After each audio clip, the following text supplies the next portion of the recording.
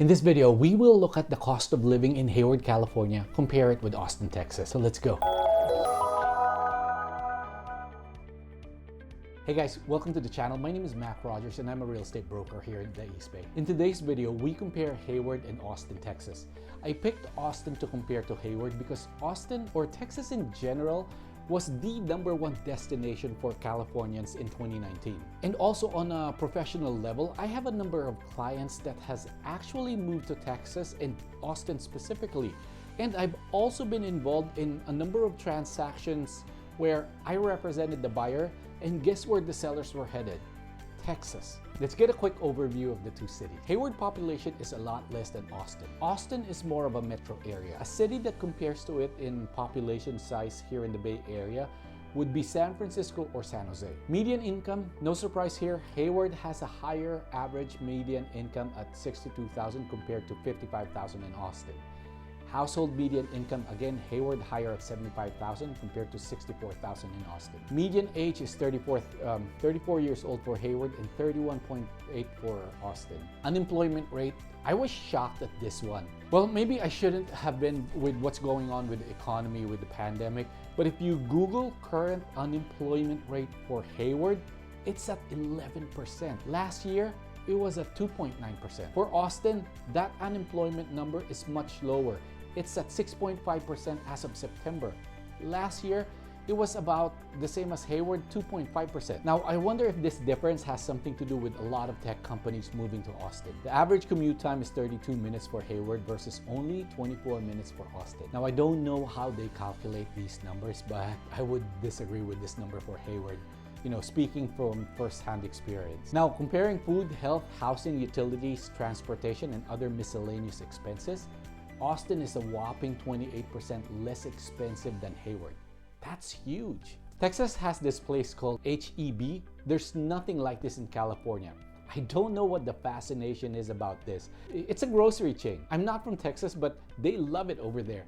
So if you're from Texas, please enlighten us. A big chunk of the cost of living expense, you guessed it, housing. So as you can imagine, housing has a lot to do with this. And in fact, the median home price for Hayward in October is almost $800,000, while in Austin, it's almost half at $435,000. Austin, just like the rest of the country, is experiencing low inventory and high demand. Prices this year alone has gone up almost 15%. Now, I wouldn't say Californians moving to Austin is causing all these price increase and inventory shortage, but it's certainly contributing, and locals are starting to not like it. Higher real estate prices means higher property taxes for everyone. We'll touch on this later. A big part of Austin's growth is the fact that a lot of tech companies are moving there. You name a tech company and they most likely have a headquarters over there. You got Tesla, Apple, Facebook, Oracle, just to name a few. Here's the projected future job growth comparison between the two cities.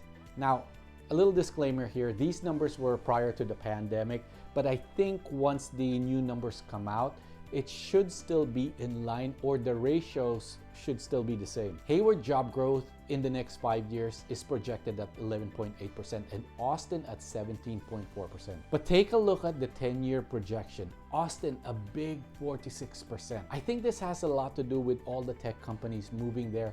And frankly, it does not look good for Hayward and the Bay Area in general. These are all high-paying jobs. In terms of crime, Austin and Hayward are both considered high crime or higher crime rate than the national average.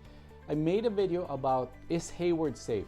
You can check that video out here. Now, I wouldn't necessarily categorize both cities as unsafe, just a higher occurrence of crime. Now, moving on to weather. Well, Hayward is in California, so definitely much milder climate. The average highs in July for Hayward is around 76 degrees, while in Austin, it's 95 degrees. Average lows in January are 42 for Hayward and 38 for Austin. Now, let's move on to taxes.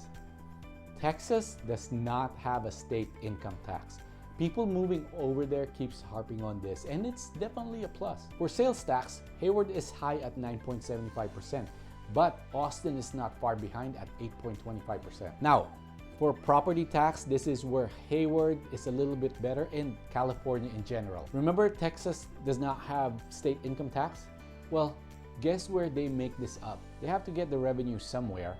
and that's property tax. Property tax rate is around 1.25% for Hayward. For Austin, it's a little more complicated, but just so you know this, Texas has one of the highest property tax rate in the United States. I believe, in fact, it's in the top 5. Again, mainly because they don't have state income tax and they have to make it up somewhere else. For schools, Austin being a big city, I suggest checking greatschools.org to get a more accurate picture or ranking in a particular school district. But in general, Austin has some of the best school districts in the country. Now, Hayward on the other hand is not known to have good schools. In fact, earlier in my real estate career, most of my home buyers would absolutely avoid Hayward because of the school district. But that gradually changed through the years. Buyers started looking more and more into Hayward, not because the schools improved, but because cities like Fremont, Union City, and the other cities surrounding Hayward eventually became more expensive.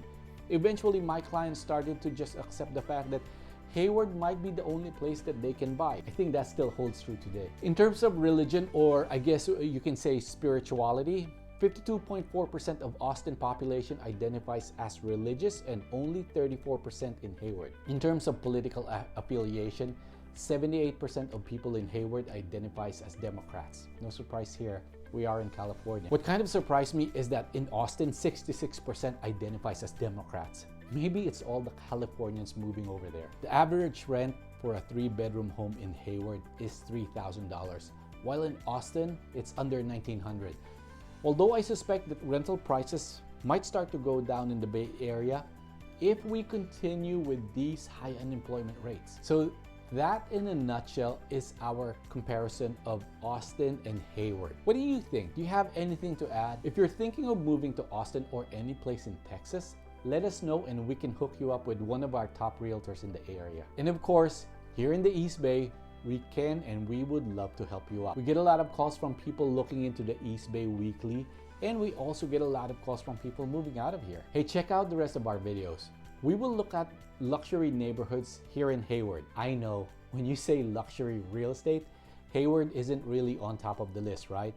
But I promise you, these are nice places.